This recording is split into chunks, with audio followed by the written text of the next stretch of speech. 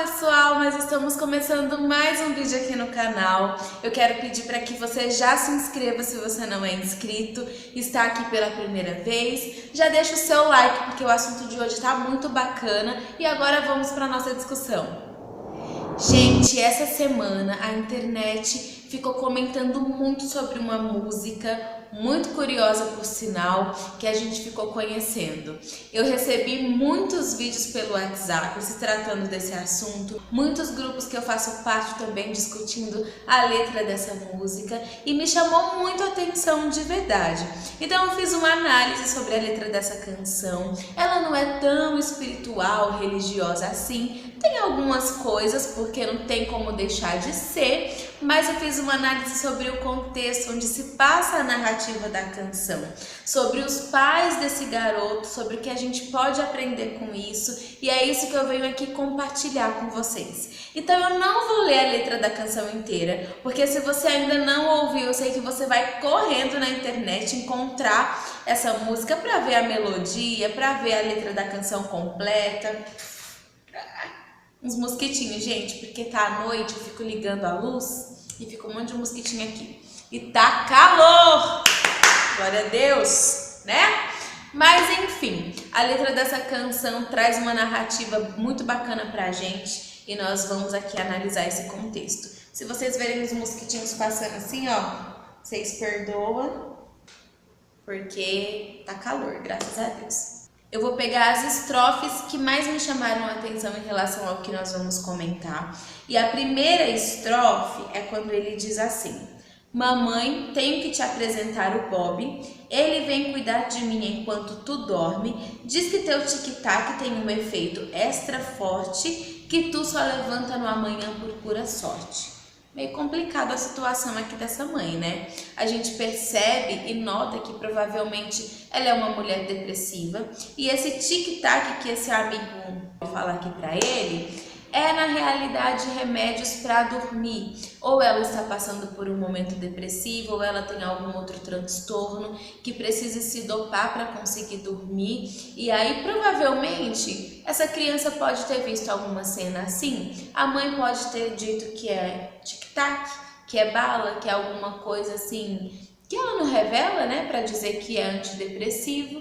Mas a realidade é que nenhum tic-tac deixa você dormindo assim por tanto tempo, né? Que tic-tac é esse? Opa! Então aqui ele usa uma linguagem meio lúdica, do universo infantil mesmo, mas ele diz assim bem na real o que ele quer dizer quando ele fala que essa mulher só acorda no amanhã por pura sorte. O pai dessa criança,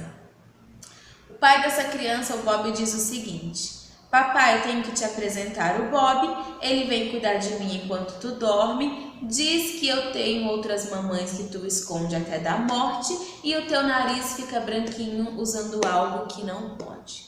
Então a gente vê um pai aqui que provavelmente tem casos extraconjugais e que é viciado em cocaína, que usa drogas e que talvez essa criança também pode ter visto algo em relação a isso. E o pai pode ter dito que não pode mexer, que não pode usar, não sei que frase esse pai pode ter usado, mas fato é que o Bob usa de novo uma cena onde a criança pode ter presenciado para dizer para ele o que estava acontecendo ali naquele momento.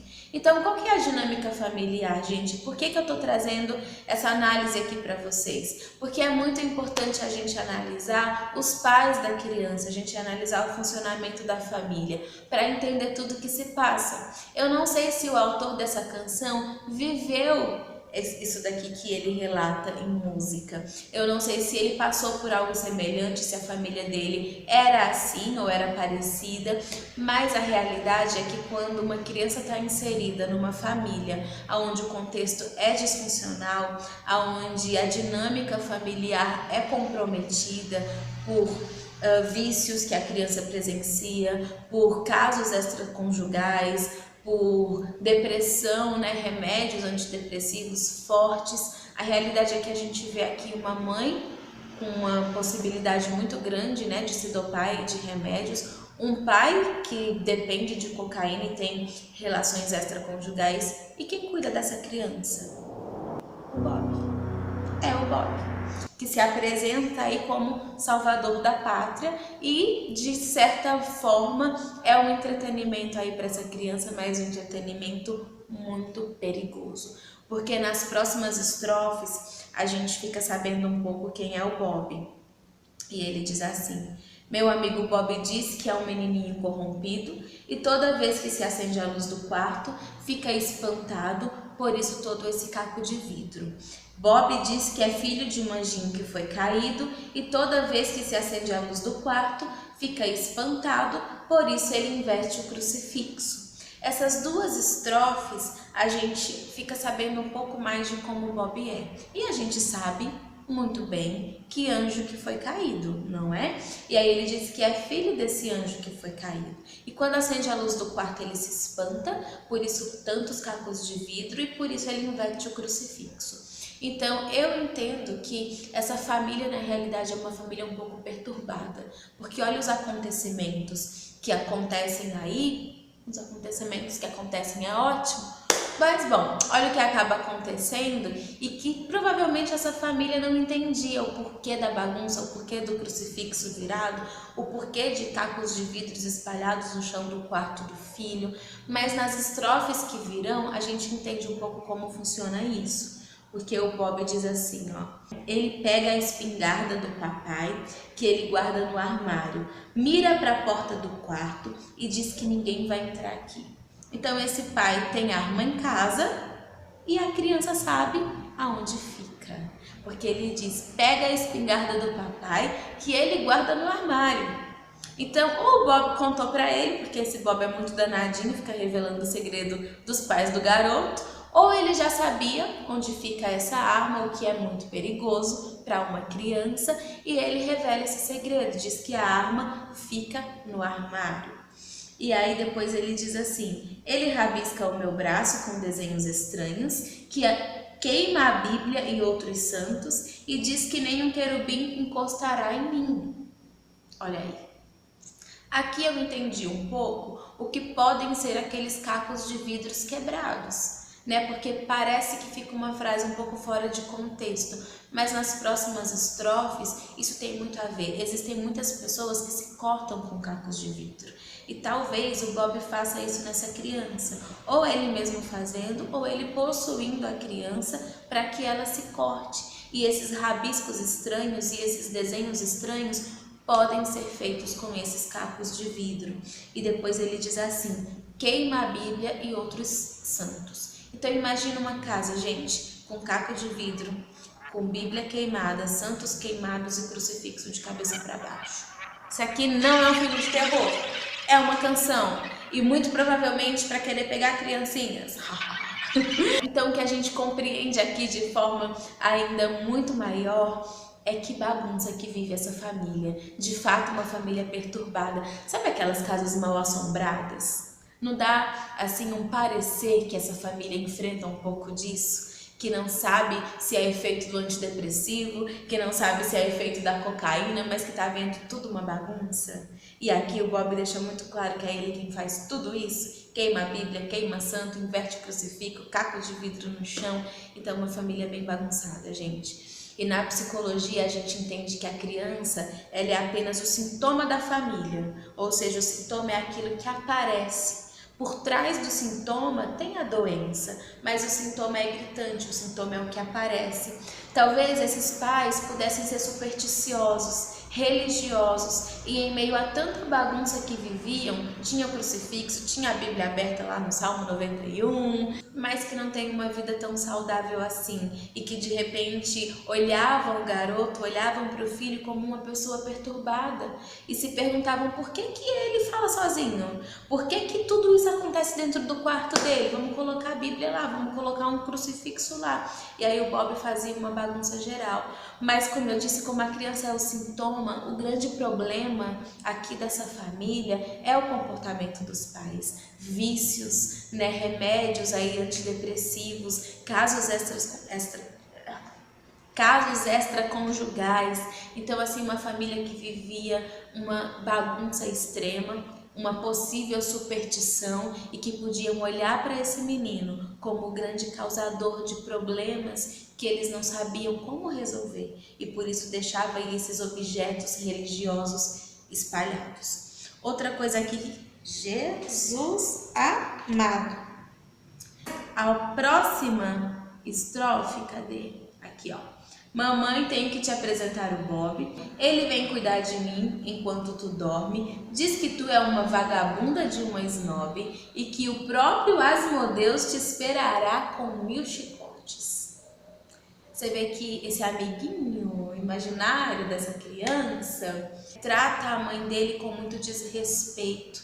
Então, quem sabe talvez daí provenha algum desrespeito entre pais e filhos, né, a autoridade que a mãe vai perdendo, mas o que é curioso aqui são as palavras, né, os adjetivos, vamos dizer assim, que o autor usa para qualificar essa mãe, e também quando ele diz assim, e que o próprio Asmodeus te esperará com 1000 chicotes. Asmodeus, gente, é um demônio da crença judaica. E esse demônio aqui, segundo a crença judaica, né, diz que ele está apenas abaixo de Lúcifer, que não tem esse nome na Bíblia, mas não vamos entrar em assuntos teológicos aqui, né? Então diz que ele está apenas abaixo de Lúcifer, ou seja, é o segundo, um demônio assim muito forte e que está ligado à luxúria. Algumas crenças também dizem que Asmodeus era o nome do rei de Sodoma. A Bíblia nos diz claramente os pecados sexuais em que Sodoma e Gomorra estavam ali inseridas. Então, esse demônio aqui está muito ligado à luxúria, ao sexo de uma forma devassa, né? De uma forma incorreta. Vamos usar a palavra assim, prostituição, né? E aí, ele diz que o próprio Asmodeus vai esperar a mãe do menino. Então, será que essa mãe tinha casos extraconjugais também? Será que ela tinha uma vida afetiva e relacionamentos muito destrutivos? Será que também o relacionamento com o pai desse garoto foi tão destrutivo assim, por isso ela se dopava com aqueles remédios? A gente não tem certeza, mas verdade é que esse demônio está ligado a esse tipo de pecado, né? A luxúria, ao pecado sexual, e está vinculado aqui na música A Mãe desse Menino. Então a gente vê aí comportamentos possíveis dela em relação à área sexual. E do pai ele diz assim: papai, tenho que te apresentar o Bob, ele vem cuidar de mim enquanto tu dorme, diz que tu vai para o inferno e de lá você não foge. Meus irmãos eram fetos que tu ordenou que aborte. Então você vê que na realidade o Bob diz que tanto o pai quanto a mãe pagarão por pecados que eles fizeram, que eles cometeram. A gente não sabe se esses abortos aqui foram em relação à mãe ou se em relação às amantes que esse pai tinha. Mas fato é que ele mandou aí abortar muitas crianças, que por causa do pecado dos pais, sexual, aborto, extraconjugal, adultério, e enfim, né?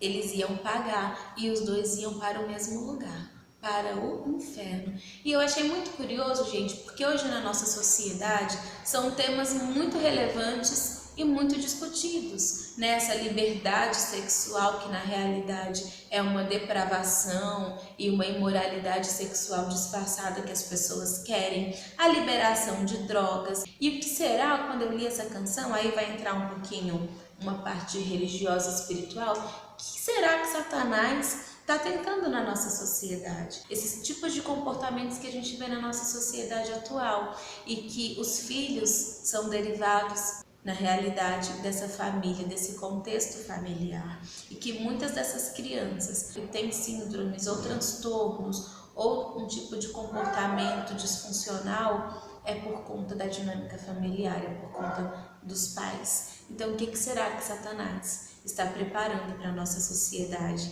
com esses temas em pauta, né, em discussão? E essa criança aqui da canção é o contexto onde ela está inserida. Por isso, assim, essa bagunça que ela vem vivendo.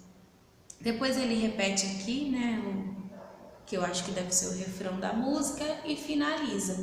Mas, gente, tirando essa visão religiosa, a gente precisa tomar muito cuidado, né, com o contexto familiar, porque o Bob não entrou, gente, numa família perfeita e destruiu. A gente vê aí que, na realidade, os pais dessa criança já tinham um histórico, né? Já tinha ali muitos problemas que a gente não sabe de onde vieram, mas que a criança, né, o filho deles herdou tudo isso. E o Bob está ali cuidando de uma criança que a gente tem, assim, a leve intuição de que esteja abandonada, desprovida dos cuidados do pai e da mãe. E aí eu deixo um alerta para os pais, né? Na sua vida, né? Se você não presta atenção no seu filho, se o Bob não cuidar dele, outra coisa vai cuidar, outra pessoa vai cuidar. Mas também, quando eu fazia aqui a análise da letra dessa música, eu não posso deixar de dizer para você, que é jovem, que é criança ou adulto, que a vida familiar dos nossos pais, que a herança familiar que a gente tem, ou o ambiente onde a gente cresceu, eles influenciam no nosso comportamento, mas isso não é determinante na nossa vida. Se você de repente ouviu essa canção e se identificou com essa música, porque o autor dessa música, que carrega um nome que, segundo ele, é o nome de um demônio japonês, e quando a gente pega o nome do autor, a gente entende ainda mais, né, o que a canção quer dizer. Se você pegar para ler um pouco a respeito do autor da canção, né, a vida dele, as crenças dele, o contexto onde ele vive, você vai entender ainda mais o que essa música quer dizer e a que ela se refere. Mas de repente você ouviu a música e falou assim: meu, esse cara é um gênio. Ele escreveu exatamente o que eu vivo ou o que eu vivi. Que interessante, porque a melodia é uma melodia doce, a letra é forte, não sei o quê, mas é exatamente o que eu vivo. Como eu me identifiquei? Eu quero te dizer que isso não muda a sua vida. A identificação com a letra de uma música não muda a tua história, porque o teu pai, a tua mãe, eles podem interferir sim, interferem, influenciam muito no tipo de pessoa que você é, nos seus costumes, nos seus pensamentos, hábitos, personalidade, mas isso não é determinante. Quando você começa a entender que você fez parte ou faz parte de uma família disfuncional, amplie o seu olhar e não apenas se identifique e aceite essas coisas, mas busque mudança. A sua parte não é apenas se identificar, seguir esse autor lá no Instagram, dizer que ele relatou a sua vida, porque isso não vai mudar em nada quem você é, o que você viveu. Você pode mudar de vida, você deve buscar mudar de vida e não apenas aceitar a família que você faz parte e se rotular como um depressivo e que não tem jeito para você, que essa canção disse tudo que você é, ouvir ela num quarto escuro e se debulhar em lágrimas. Então a família que você faz parte não é uma desculpa para que você seja um depressivo mesmo, para que você seja um desgraçado mesmo, para que você seja um sem futuro mesmo. Isso agora vai depender de você. A tua família te influenciou até aqui, até você saber que eles eram desse jeito. Agora não se identifique apenas com essa música e aceite esses rótulos ou o destino que de repente está traçado para você. É uma responsabilidade sua buscar novas direções, buscar fazer coisas diferentes do que os seus pais fizeram para que você tenha um futuro diferente. Seja o autor da sua própria história. Gente, esse é o nosso vídeo de hoje. Eu quero deixar um cheiro no coração de vocês. Adorei falar desse tema. Quero pedir para que você compartilhe o vídeo com seus amigos, com quem você acha interessante compartilhar. Eu tenho Instagram, vocês sabiam disso? Então me sigam lá no Instagram e se inscrevam no canal. Deixa o like aqui no vídeo e a gente se vê semana que vem.